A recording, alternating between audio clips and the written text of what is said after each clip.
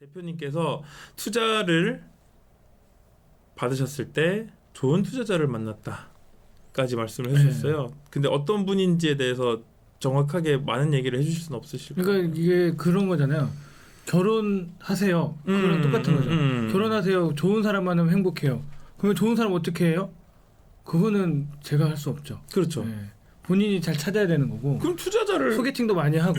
네. 투자자를 그러면은 어떻게 연결을 하실 수가? 그러니까 이게 그 결혼하고 똑같다는 게 그 운명의 상대를 만났을 때 잘 잡아야 된다라고 생각을 해요. 그래서 저는 이제 정부 지원 사업을 처음 했던 게 이제 초기 창업 패키지였는데 네네네네. 그때 이제 그 같이 운영을 참여했던 엑셀러레이터들이 있잖아요. 근데 그 회사가 만났을 때 너무 저희한테 그 일단은 그 처음 만났던 그 상무님이 너무 좋으신 거죠. 그래서 아 운명이다 해가지고 저는 이제 그 모든 참여를 다 했고 예, 모든 프로그램에 가장 먼저 들어가고 그래서 사람들이 이제 어떤 이제 뭐 교육이나 뭐 코칭을 가면 누가 지나가면 제가 제일 먼저 왔죠. 아 이쪽 컴퍼니 왔다 갔어요 벌써 뭐 이런 식으로 이제 제일 먼저 훑고 가고 네, 뭐 그런 식으로 이제 참여를 높게 하다 보니 그 프로그램이 끝날 때 이제 그 엑셀러레이터들은 이제 미션이 있잖아요. 네. 프로그램 참여했던 기업 중에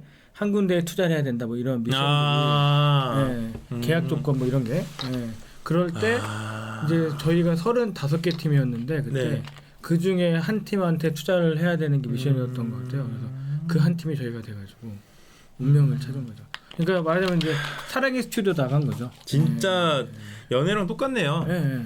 내가 마음에 드는 상대방이 나는 있으면 솔로처럼 영철이처럼 가면 안 되고 그래서 포지셔닝을 잘해가지고 결국은 행동을 빠르게 하고 맞습니다. 간절하게 열심히 그리고 밝은 에너지로 계속 어프로치를 하고 계속 눈에 띄고 맞습니다. 구애를 하고 해야 좋은 분을 또 마음을 얻을 수가 있다. 이게 VC하고 엑셀러레이터는 좀 다른 것 같긴 해요. 제가 보면 VC 라운드 그러니까 규모가 큰 투자자들은 리스트업을 해가지고 벤처 투자 그런 데들은 이제 약간 규모가 큰 대신에 서류나 이런 것들이 되게 깐깐하고 객관적인 게 되게 높잖아요 지표가. 그러니까 정성적인 평가를 정량적인 평가를 정량적이고 그리고 확실하게 뭔가를 보여줘야만 되고 근데 엑셀러레이팅이라고 하는 것은 소규모 시드 투자인데 대신에 금액이 작지만 대부분 다 시드라서 그 수치보다는 미래라든가 태도를 많이 정성적 평가를 그렇죠. 많이 하게 된다. 그래서 심사역 흔히 말하는 이제 저희를 평가하는 그 심사역의 마음을 사는 게 되게 중요하다라고 저는 생각을 합니다. 이런 거 생각보다 모르시는 경우가 많을 것 같아요. 저도 몰랐어요 사실. 네. 미션이 있는지도 몰랐어요. VC는 뭐 술 먹으러 다닐 필요도 없죠. 같이 밥 먹자면 안 먹어도 돼요. 어차피 그대로 숫자만 보여주면은 투자를 할 테니까. 그렇죠. 엑셀레이터는 친해지고 가면은 투자 안 해주면 미안할 텐데 막 이렇게 만드는. 그래서 내가 투자는 못하지만 일단은 투심이는 올려볼게요. 라는 정도만 되면 이제 투심에서 이제 전투를 해야죠. 투심은 뭐죠? 그러니까 투자할 때 심사역이 이제 저희를 처음에 판단을 하고 판단을 한 심사역이 거기도 결제를 하거든요. 그래서 그 투심이라는 투자심의위원회에다가 투심. 그래서 저희를 이제 본인이 그 투자 이제 그 보고서 같은 걸 써가지고 결제를 올리는 거죠. 그럼 이제 투자심의위원회는 이제 위에 이제 어떤 걸 많이 보나요? 투자심의위원회. 거기는 이제 뭐 사실은 정부 지원 사업하고 똑같아요. 그래서 이제 비슷하다는 게 시드 때는 사실은 지표라는 게 명확하지가 않기 때문에 성과가 없잖아요. 아이템이나 아이템이 잘 될 거라는 가능성. 그리고 우리의 확신 그리고 시장이 이렇기 때문에 우리는 이 시장에서 될 것 같다. 그리고 앞으로 우리는 어떻게 성장하겠다라는 자신감. 그게 되게 중요해서 그거를 이제 심사역이 저희의 보고서를 쓰기 때문에 심사역한테 저희를 어필을 많이 해야 되는 것 같아요. 잠깐만요. 그렇다면 갑자기 드는 생각이 정부 지원 사업하고 시드머니 투자가 같다. 그리고 방금 말씀하신 이야기로 자연스럽게 넘어가는 것 같은데 그럼 지원 사업을 서류를 쓸 때 정말 중요한 요소를 지금 말씀을 다 해주셨는데 그거에 대해서 조금만 더 풀어주실 수 있다면. 정부 지원 사업하고 이제 투자는 좀 다른 게 투자는 이제 내용이 중요한 거고요. 왜냐면은 투심이라든가 심의위원회에서는 디테일하게 보기 때문에. 근데 정부 지원 사업은 여기 정부 지원 사업 그 심사위원 하시는 분도 계실 것 같긴 한데 이런 얘기 해도 되나요? 어디 계세요? 정부 지원 사업 심사위원 하시는 분도 저희 JS에 있지 않나요? 왜냐면 대표님들 중에서 심사를 그쵸. 보시는 분도 계시죠. 다 그렇지는 않습니다. 하지만 일부의 심사위원들은 대충 제목만 봅니다. 네. 뭐 아실 거예요. 그래서 네. 그 심사할 때 보통 50개, 60개를 한 번에 심사하기 때문에 그 제목이 재미없으면 다음을 안 넘기더라고요. 네. 기본적으로 재밌어야 된다. 제목이 뭔가 관심이 끌거나 뭔가 자기가 이거 궁금하네 해야 내용을 보는. 네. 그러니까 말을 잘 말아야 된다. 맞습니다. 그래서 이거는 그냥 단편적인 예인데 네. 그냥 제 생각이긴 해요. 그런데 이제 저는 이제 그렇게 판단을 했었고 네. 그래서 제목에서 일단 후킹을 하는 거죠. 그러니까 광고에서 카피가 중요한 것처럼. 예, 그래서 만약에 저희가 처음에 했던 게 여기 자료를 봐야 되는데 네, 보여주세요. 네. 후킹 똑같네. 그러니까 소비자를 대하는 마음이네요. 어떻게 보면. 맞습니다. 그러니까 그 투자나 정부 지원 사업은 소비자가 심사위원인 거죠. 그래서 이제 이렇게 하다가 이런 식으로 이제 정부 지원 사업이 과제형 안 보일 그냥 거예요. 읽어드릴게요. 네네네, 안 보일 거예요. 안 보일 거예요. 이렇게 있는데 제가 나중에 자료 화면으로 넣어드릴게요. 키워드가 그래서 선택과 집중과 옷 바꿔 입기라고 저는 표현을 해요. 그래서 선택과 집중은 컨셉, 그리고 옷 바꿔 입기는 제목입니다. 부처별로 제목을 달리 가라. 네. 그래서 처음에 저희가 시작할 때는 만말 레시피가 컨텐츠를 기반으로 맞춤형 육아 F&B 서비스를 제공합니다. 이렇게 했어요. 왜 이렇게 했을까요? 2019년, 18년도에는 F&B라는 키워드가 중요한 키워드였거든요. 그리고 컨텐츠, 그렇기 때문에 컨텐츠와 F&B를 붙이려고 컨텐츠를 기반으로 맞춤 육아 F&B 서비스를 제공합니다. 이렇게 한 거죠. 그러면 컨텐츠? F&B? 궁금하네 하고 이제 이건 제 가설입니다. 지극히. 그래서 이제 그 다음에 이제 바뀌었죠. 그 다음에 이제 융합이라는 단어가 뜨기 시작하는 거예요. 그래서 저는 만말 레시피는 육아맘을 위한 먹거리 제품 컨텐츠를 융합 서비스로 제공합니다. 이제 융합 서비스로 바뀐 거죠. 워드가. 그래서 융합이야 하고 이제 보지 않았을까 하는 추측을 합니다. 근데 이제 저희가 뭔가 브랜딩이 되고 알려지고 나서는 깔끔하게 만말 레시피는 육아맘을 위한 맞춤 먹거리 큐레이션 서비스입니다. 이렇게 이제 바꾸는 정리가 되셨으니까. 네, 정리가 이제 사실은 이렇게 하면서 저희도 정리가 되는 거고 처음에는 저희가 큐레이션이라는 말을 했을 때 나이가 있으신 심사위원분들은 큐레이션이 뭐야? 그러면 그거 박물관에 있는 거 아니야? 뭐 이런 식으로 얘기하세요. 박물관에 잘 말씀하셨습니다. 큐레이터처럼 저희는 먹거리들을 작품처럼 이렇게 고르는 거를 큐레이션이라고 합니다. 하면 보통 30초 질문 시간이 날라가요. 그렇죠.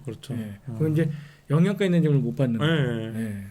그래서 이제 그분들이 질문을 하지 않게 좋아하는 단어를 넣어주면 영양가 있는 질문 받으면서 포인트가 올라가는. 그러니까 기본적으로 서류를 쓸 때 일단은 흥미를 끌 수 있는 글도 중요하지만 그 짧은 글 안에 필요한 정보는 확실하게 전달을 해야 된다. 그렇죠. 그리고 부처별로 공략도 달리 해야 되는 게 저희는 지금까지 정부 지원 사업을 제가 세보니까 60개 받은 것 같아요. 근데 많이 받으셨네요. 매년 저희가 매출이 본격적으로 발생한 게 2019년도부터 런칭을 해가지고 2019년도에 매출이 없었고 2020년도에 2억이 매출이 나왔고 작년에 30억 정도 했는데 그 2019년도에 먹고 살아야 되잖아요. 생계. 그렇죠. 그러다 보면 2020년도에 또 직원을 뽑았기 때문에 월급을 줘야 되고 사무실비용이 나가야 되는데 매출이 없으면 회사가 연명을 할 수가 없어요. 그래서 그걸 정부 지원 사업으로 이제 한 거죠. 그래서 다양한 부처들, 다양한 정부 지원 사업을 받았는데 그 심지어 저희는 국민체육진흥공단의 지원 사업도 받았어요. 잠깐 왜 국민체육진흥공단? 되게 생소하시죠?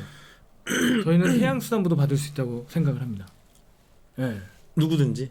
그렇죠. 그러니까 그게 그들의 원하는 거를 긁어주는 건데 저희는 그 정부 지원 사업 받으면서 처음부터 끝까지 만말 레시피였어요. 깔때기. 한 번도 사업 모델을 지원사에 맞춰서 바꿔본 적이 없어요.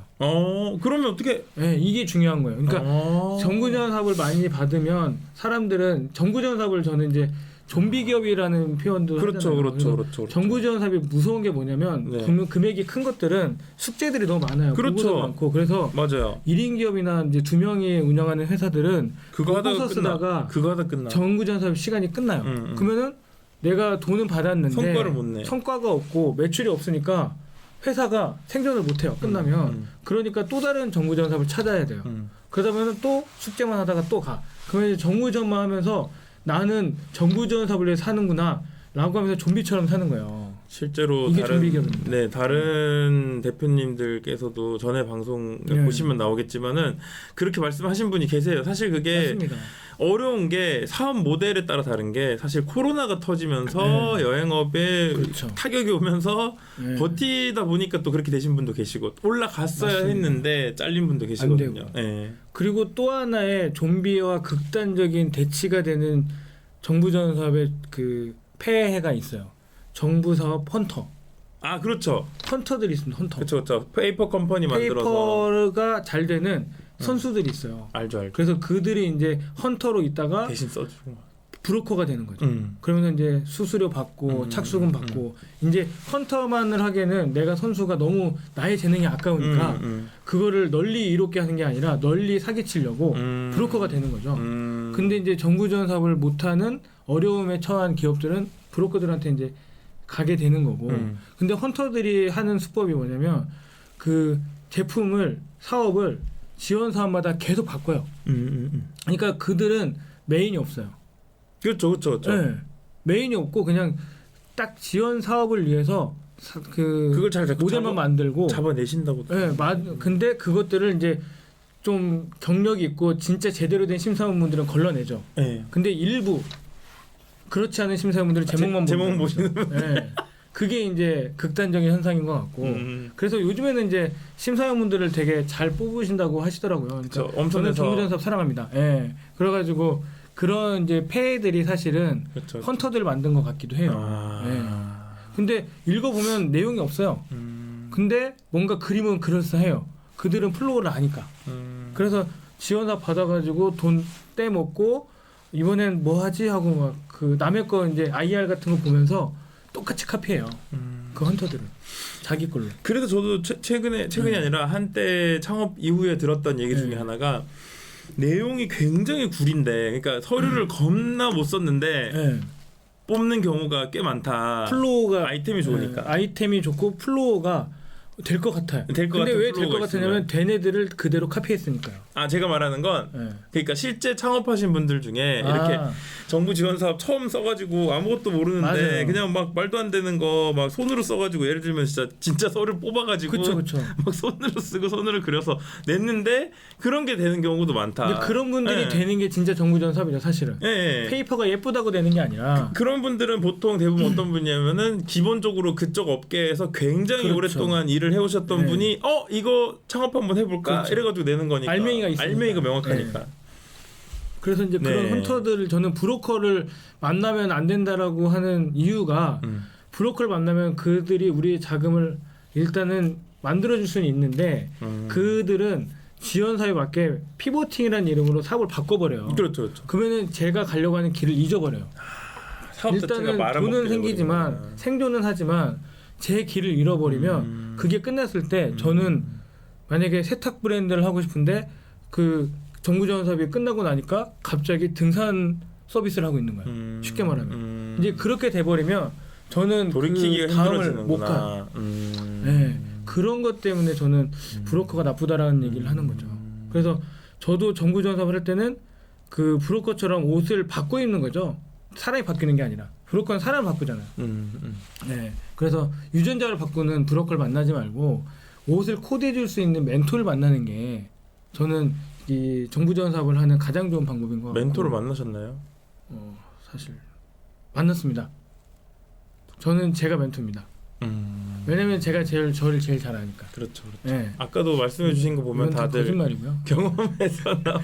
근데 멘토를 잘 만났죠. 왜냐면 이런 쓴소리를 해주는 분. 그러니까 저희에 대해서 진짜 애정을 갖고 쓴소리를 해주는 분이 멘토고, 그리고 그냥 뜬구름 잡는 뭐 이렇게 하면 잘 될 거예요 하는 게 아니라 어떻게 하면은 더 잘 될 거예요라고 하는 진짜 애정을 가지고 해주시는 멘토를 만나면 그게 진짜 저는 투자만큼 좋은 거라고 생각을 하거든요. 그래서 저는 정부 지원 사업이 돈도 중요한데 멘토를 만나는 기회가 되니까 결국은 사람이네요. 사람이고 그리고 우리 사업을 사랑할 수 있는 사람들을 만나는 게 그게 힘도 생기고. 그러면 저는 또 다시 한번 이전 질문에서 조금 부족한 부분이 있는 것 같아서 그 서류를 쓸 때 그 플로우가 있다고 하셨고, 그러니까 보면은 굉장히 그 진짜 궁금한 거는 이제 그 얘기를 이제 하려고 합니다. 네, 해주세요. 국민체육진흥공사 어떻게 받았는지. 네, 그거 너무 좀 재밌는 것 같아요. 그러니까 저희가 자금이 필요한데 부처가 다르잖아요.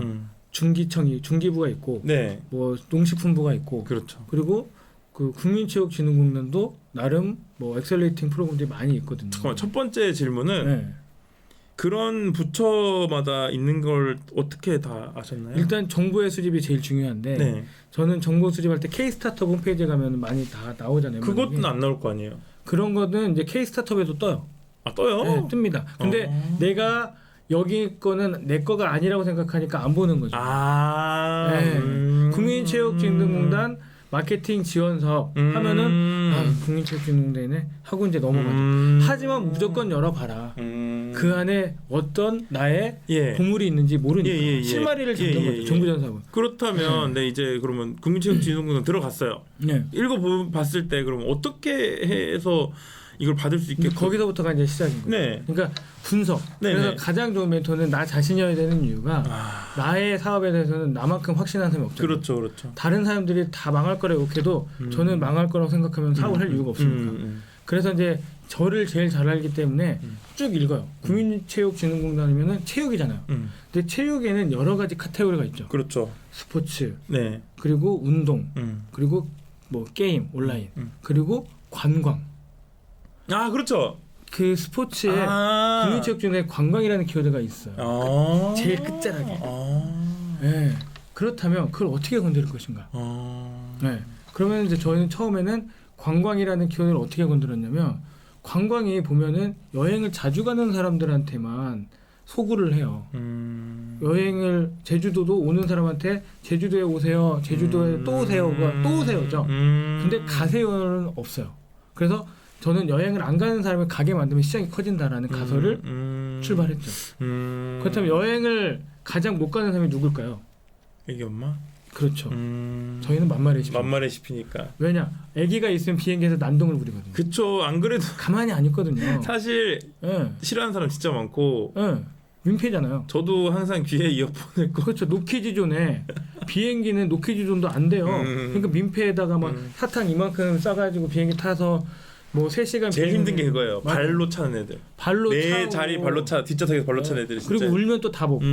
그래서 사탕을 물려놓으면 사탕도 먹다가 또 질려요. 애들은. 근데 사탕을 3시간 동안 빨면 도착하면 환각이 돼요. 애들이. 당도가 너무 높아가지고 혈당이 높아져서.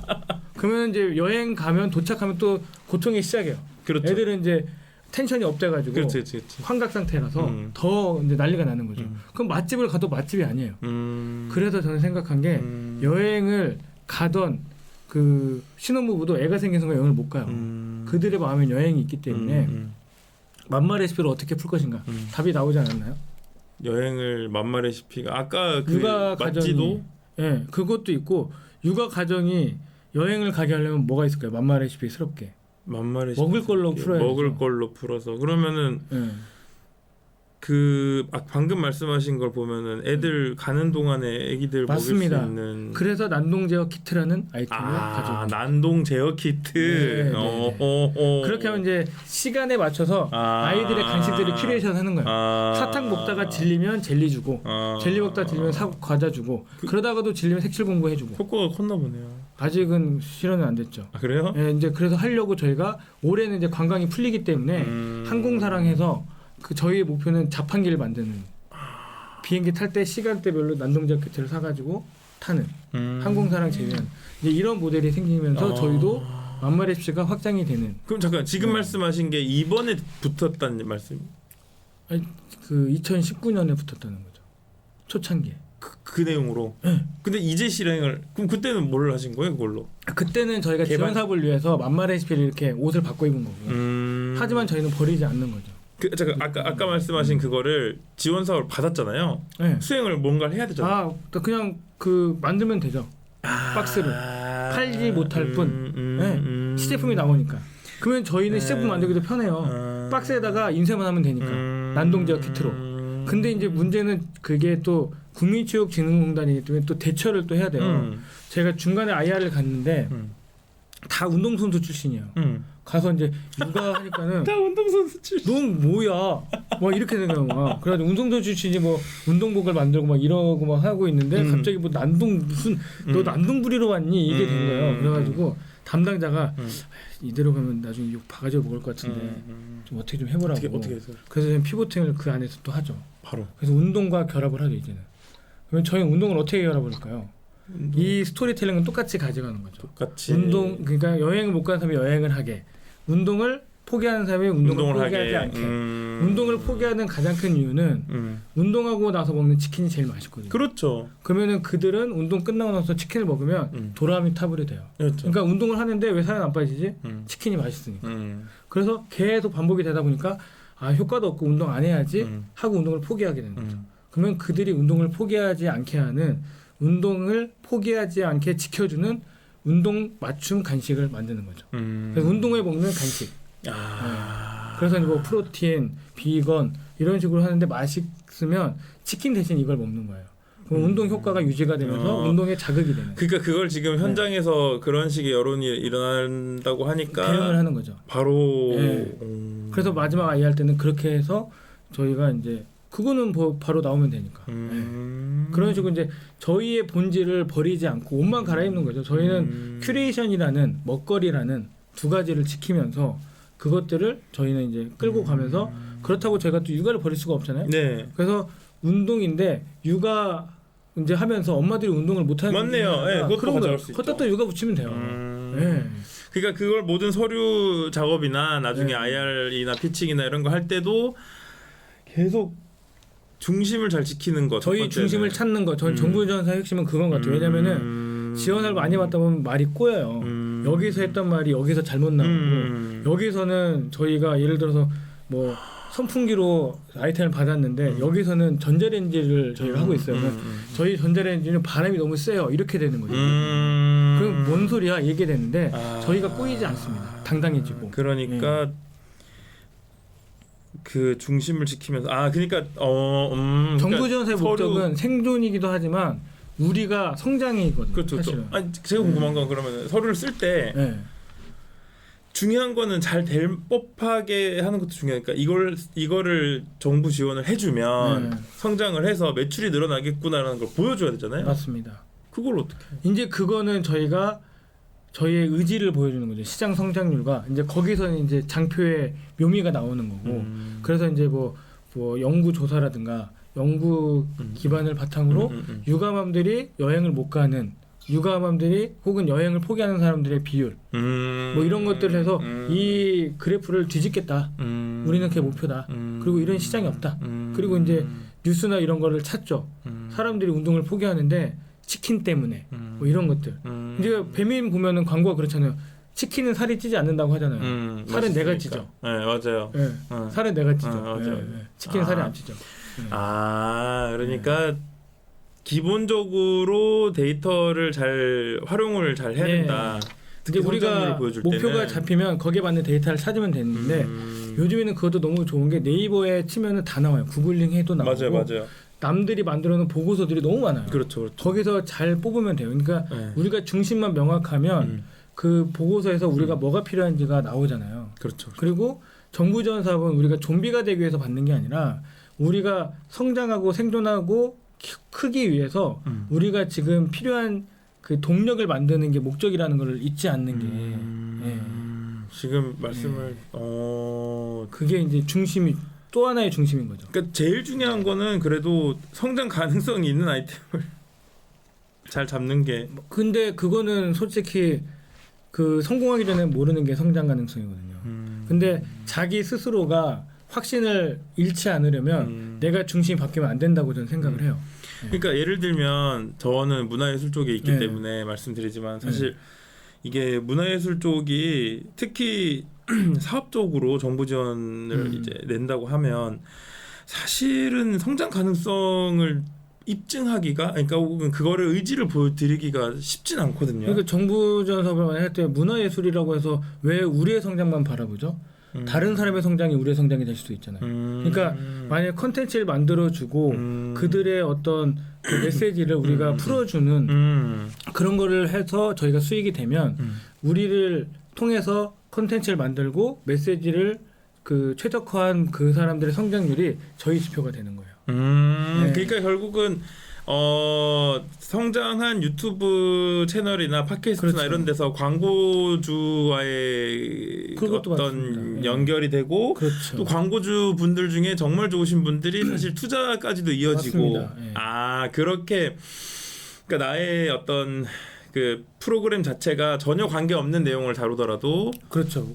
우리가 중심이 컨텐츠라고 만약에 내 컨텐츠는 영상 빠르게 컨텐츠라고 하면 성장을 할 것이니 우리 컨텐츠는 성장을 하고 우리의 핵심 가치는 컨텐츠를 그 고객에 맞게 최적화해서 만드는 거니까 두 가지가 있겠죠. 컨텐츠를 만들어주는 컨텐츠의 결과물과 플랫폼, 유튜브 채널이라고 하면 채널의 광고 수익이 저의 성장 모델이 될 거고 컨텐츠의 제작물이라고 하면 우리가 만들어준 클라이언트의 성장 지표가 저희의 지표가 되는 거고 그러면 또 재구매가 되고 그들과 파트너십이 되면서 저희는 그 제일 중요한 그 사실은 저도 광고 대행사가 있고 컨설팅 회사에 있을 때 제일 중요한 거는 그 반복 구매라든가 그 컨설팅은 프로젝트 단위이기 때문에 일이 없으면 그냥 끊으시잖아요. 맞아요. 그래서 일을 어떻게 할 것인가 해서 맞아요. 광고 대행사, 홍보 대행사들이 리테이닝 서비스라는 걸 만들어요. 그러니까 관리, 리테이닝. 그러니까 계속 관리해주는 월 얼마면은 광고 관리해주고 홍보 그렇죠. 컨텐츠도 마찬가지죠. 그렇게 하면 이제 그들이 반복 구매할 수 있는 어떤 하나의 상품군을 만들면 그게 우리의 모델이 되는 거예요. 월 얼마면 너네 컨텐츠 우리가 코디네이팅 해주고 너네가 하는 메시지나 IR 자료나 이런 거 우리가 계속 케어해줄게. 그렇게 하셨었다는 거죠. 저는 컨설팅도 그렇게 했어요. 그래서 1인 기업할 때 컨설팅을 프로젝트로 안 하고 마케팅이 이제 제가 하던 거니까 중소기업이나 이런 데는 구독 서비스 같이 마케팅 구독 서비스처럼 그 마케팅 그 관리자를 뽑으면 다 도망가요.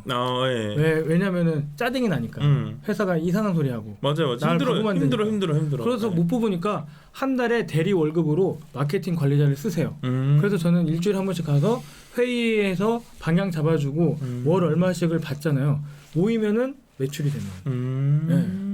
그러니까 이런 것처럼 자기의 어떤 장점을 새로운 상품으로 만드는 것도 방법이죠. 되게 중요한 부분인 것 같아요. 특히 지금 시대에서 보면 사실은 스타트업 입장에서 제일 손쉽게 그래도 매출이나 이런 걸 올릴 수 있으신 분들, 성장을 좀 하실 수 있는 분들이 기본적으로 어플리케이션 개발이 반드시 들어가야 된다. 그렇죠. 그리고 두 번째는 제조업을 해야 된다. 이렇게 말씀을 많이 하시고 저도 사실 그거에 대한 고민을 많이 했었는데 그거에 대한 어떤 되게 좋은 콘텐츠가 주신 것 같아요. 우리의 제품이 될 수 있거든요. 그래서 일단은 내가 할 수 있는 거 나의 자산이 뭔지를 봐야죠. 제가 마케팅을 컨설팅을 하는 사람인데 갑자기 앱 개발을 하게 되면 앱 개발자 뽑아야 되고 영업의 방법이 달라지고 자신이 없어지잖아요. 제가 할 수 있는 건 마케팅인데 그럼 마케팅으로 어떻게 우리가 상품을 그 정기 구독이나 고정 수익으로 만들 수 있을까? 그렇다면 그거를 상품을 만들고 이 모델이라면 정부 지원 사업도 되는 거죠. 우리는 그 스타트업을 위한 마케팅 구독 서비스를 상품화하겠습니다 하면은 정부 지원 사업도 될 수 있어요. 마케팅 컨설팅인데 정부 지원 사업 어떻게 받아요? 우리 운영사 하는 것도 힘든데 운영사도 못 하는데 규모가 작아서 운영사만 있는 게 아니라 상품으로 만들면 되는 거죠. 그럼 만약에 또 뭐가 있을까? 이게 그러니까 스타트업으로 뭔가 수익을 내기가 아니면 정부 지원 사업 붙기가 어렵다고 생각하는 또 다른 장르가 또 뭐가 있을까요? 혹시 컨설팅을 많이 하셨으니까 이것도 컨설팅 채널이 돼버렸는데 괜찮아요. 스타트업에도 또 정말 유용한 정보 이런 것도 있고 그리고 또 하나의 이제 의문점이 저희는 저희 장점이 뭔지 모르겠어요. 그렇게 말씀하시는 이런 분도 계시잖아요. 많으세요? 네, 그렇죠. 이걸 어떻게 표현할지 모르는 거죠. 저는 평생 대장장이로 호미만 만들었어요. 이걸 어떻게 팔아요? 호미 한두 개 팔아봤자 돈 되나요? 이렇게 하고 포기하시는 거죠. 근데 그분이 아마존에 들어가서 어떻게 됐죠? 완전 대박 났죠. 그런 것처럼 우리가 가지고 있는 게 작다고 느낄 때는 그거를 파급력을 높일 수 있는 채널을 찾는 것도 방법인 거죠. 예. 그러니까 여기에서만 생각하면 안 되는 거죠. 지금 우리가 그 호미를 만들어서 시장에서 판다고 해서 하루에 10개, 3개 이게 우리의 매출의 모든 거라고 생각하면 안 되고 그 범위를 늘리는 거죠. 저도 컨설팅을 했을 때 컨설팅에 보통 프로젝트를 하게 되면 뭐 한 번 하는데 5천만 원 뭐 큰 풀프레임이면 뭐 1억까지 받잖아요. 네네. 근데 뭐 1억 받으면은 뭐 그 1년 먹고 사니까. 근데 1인 기업에 그 컨설팅을 할 경우에는 저희는 대기업이 고객이 아니기 때문에 그렇죠. 풀프레임을 하면은 소구가 안 돼요. 그러니까 대기업들은 1억짜리 프로젝트를 맡기지만 중소기업이나 그 스타트업들은 1억짜리 컨설팅을 어떻게 맡기나요? 100단위, 1000단위. 그리고 프로젝트로 맡기기도 어려운 거죠. 내가 그 돈 받고 컨설팅 했는데 이게 우리가 종이 조각이 돼버리면 맞아요. 한 번만 하는 거는 그 문제가 있어요. 리스크예요. 그러면은 우리는 컨설팅 나 망했네. 나 1인 기업으로 컨설팅해서 괜히 했네. 이렇게 하고 상실감에 빠지죠. 그렇다면 나의 자산을 어떻게 활용할 수 있을까? 그렇다면 그거를 쪼개는 거죠. 그러니까 미분처럼 그 컨설팅의 단위를 쪼개서 이과 출신이십니다. 저 전자공학입니다. 네. 쪼개서 네. 그 쪼개서 파는 것도 방법이 되는 거고. 그러니까 우리의 본질을 지키면서 어떻게 팔지를 고민하는 게. 그러니까 상품 구성에 대한 고민을 좀 많이 할 필요가 있다. 있고. 그렇지만 우리는 마케팅이라는 본질을 지키는 거죠. 그러면은 이왕 말씀해 주신 거 실제 사례 중에 하나, 그러니까 되게 힘들어 하셨는데 이렇게 도와드렸다 뭐 이런 거 생각나시는 게 있으신지. 이렇게 얘기하는 것도 생각이 잘 안 나네요. 아 그래요? 알겠습니다. 생각이 별로 안 나신다고 하시는. 저희가 사례입니다. 저희가. 만말 HP가. 안 팔렸는데 타겟을 바꿨잖아요. 처음엔 어떻게 안 팔렸나요? 안 팔렸죠. 그러니까 야심차게 해가지고 과자들도 많이 사놓고 했는데 안 나가는 거예요. 주문이 안 들어가는 거예요. 혹시 스마트 스토어를 했는데. 그 처음에 스마트 스토어로 안 팔렸을 때가 그 큐레이션 서비스 처음 시작했을 때. 그렇죠. 그래가지고 엄마들이 다 살 거라고 생각하고 막 인스타도 하고 했는데 안 팔려요. 어떻게 하지? 안 팔렸을 때는 왜 안 팔린 건가요? 그때는 몰랐죠. 아직 우리가 광고를 안 해서 그런가? 그래서 광고도 해보고 했는데 안 팔리는 거예요. 그때 노래가 만들어졌죠. 노래는 그 다음이죠. 그렇죠. 어느 정도 팔리고 나서 이제 그러다 보니까 이제 고객의 소리를 듣는 것도 중요합니다. 그러니까 고객이 원하는 게 뭔지 제일 그 안에 고객한테 답이 있거든요. 사실. 그래서 이제 저는 근데 그게 되게 어려워요. 사업을 하다 보면 고객하고 얘기하면서 그 쓴소리를 듣는 게 진짜 어렵거든요. 그래서 저도 처음에 2019년도에 야심차게 만들어서 출시를 했는데 안 나가는데 고객의 소리를 듣기가 무서운 거예요. 너무 이게 청천벽력 같을 것 같아서. 그래서 사실은 고객들이 나쁜 소리 하면은 고개를 돌리잖아요. 무서워서. 네. 그러니까 무서우면 고개를 돌리는 것처럼. 근데 그게 너무 어려워서 그렇다면은 제가 직접 듣지 않아도 돼요. 그 직원이나 다른 사람한테 들으라고 해가지고 필터링 거쳐서 욕을 빼고 전해달라. 이제 이렇게 하면 됩니다. 그렇죠. 그리고 이제 IR이나 심사를 갈 때 정부지원사업이 좋은 게 잠시만요.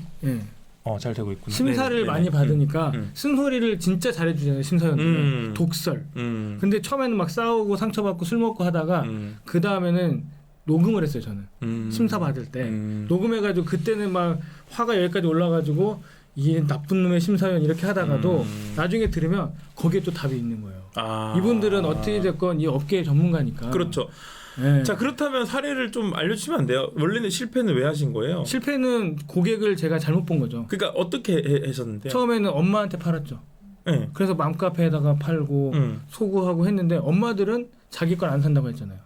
직접 사지 않는. 직접 구매를 저는 엄마들이 분유 살 때 내 것도 하나 사고 이렇게 생각을 했는데 분유 살 때 분유만 사지 그 돈을 아껴서 엄마들은 사지 못해요. 타겟이 잘못됐다. 타겟이 잘못된 거죠. 엄마들한테 선물할 사람들이 타겟이 됐다. 그래가지고 엄마들은 결혼 전에는 루이비통 백을 사던 사람도 결혼하면 김태희도 150 구워서 분유 사요.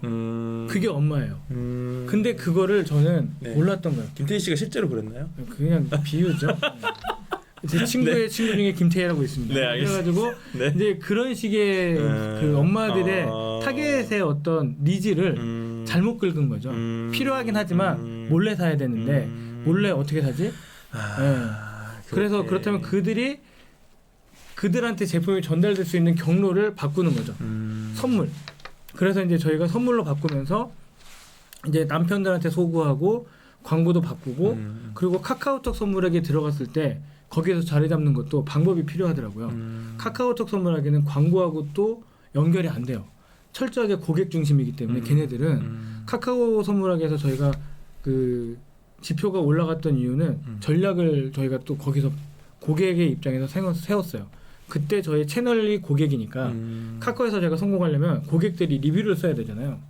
근데 리뷰가 요즘에는 많이 마케팅도 하고 돈도 쓰는데 맘카페에다가 리뷰 올리면 돈 받고 쓰면 뭐라고 밑에 써야 되죠?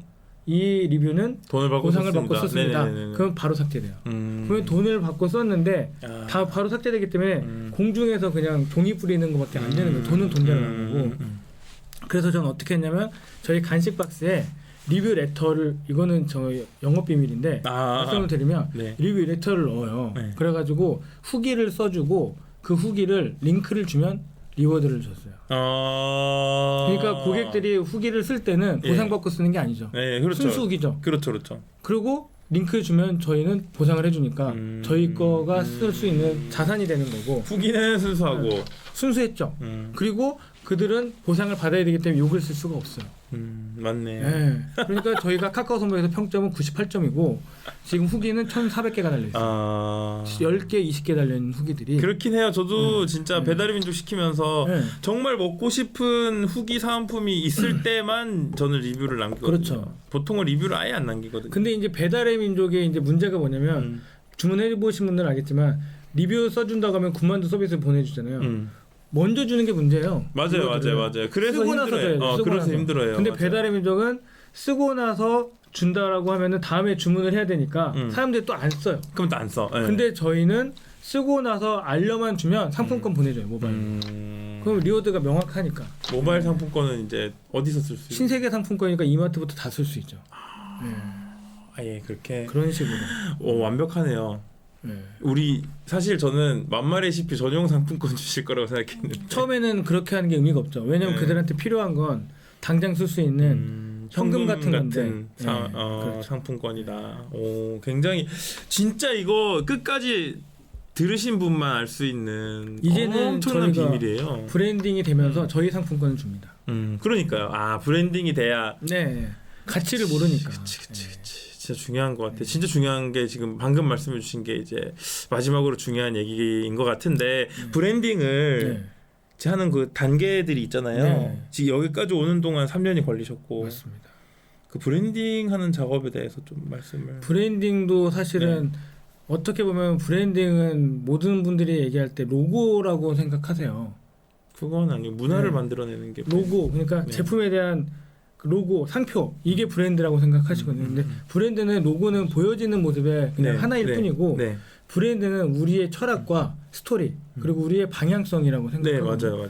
그래서 저는 브랜드를 고민하실 때 제일 먼저 우리의 목표. 그래서 보통 이제 회사에서 브랜드 맵을 그냥 가계도처럼 브랜드의 매뉴얼을 만들으라고 전 얘기하는데 그게 요소가 되게 많지만 제일 중요한 거는 비전, 미션 그리고 우리의 해야 될 것들. 비전, 미션이 제일 중요해요. 그러니까 비전은 우리의 꿈이고 미션은 우리가 꿈을 향해 갈 수 있는 그 임무. 내가 해야 할 것들. 그러니까 꿈을 이루기 위해서 반드시 해야 될 것들.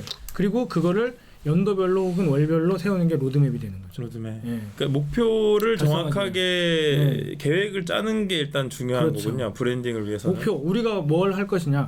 애플은 그 브랜드의 목표가 모든 사람의 책상 위에 컴퓨터가 올라가게 하겠다.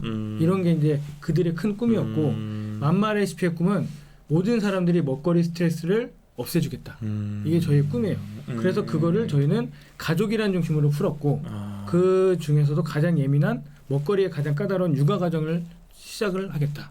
이게 저희의 이제 꿈이 되는. 그럼 그 목표 설정을 하기까지 얼마나 걸리셨어요? 원래는 사업을 할 때 시작을 해야 됩니다. 목표는. 그러니까요.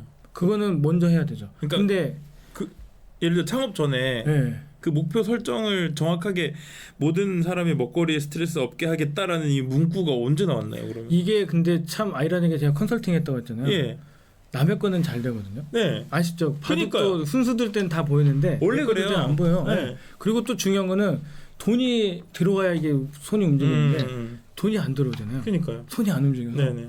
제 거 사업 계획서가 안 나오는 거예요. 안 나오죠. 남의 거는 잘해주면서 그래가지고 저는 이제 엑셀레이팅 프로그램을 이제 들어갔죠.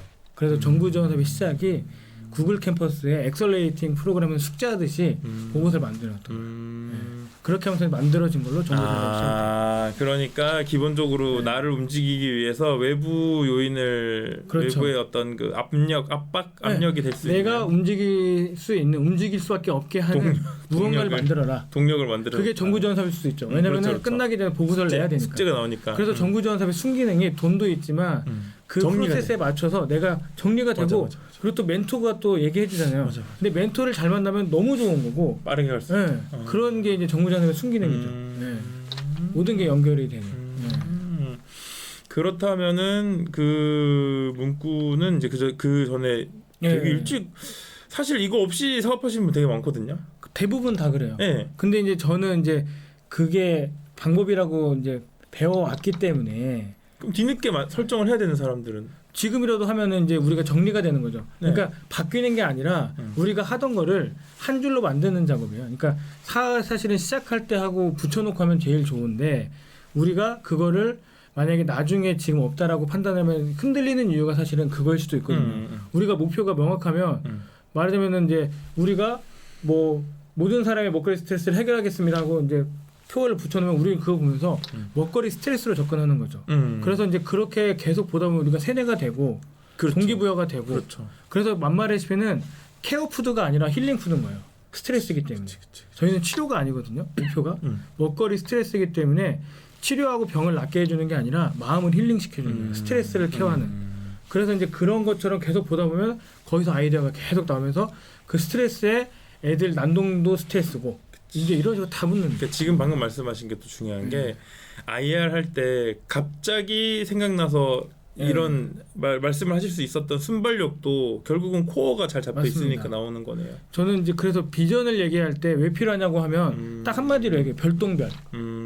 별똥별 떨어질 때 소원을 빌면 이루어진 이유가 혹시 아시나요? 많이 몰라요. 아시나요? 가끔 떨어져서? 아니요.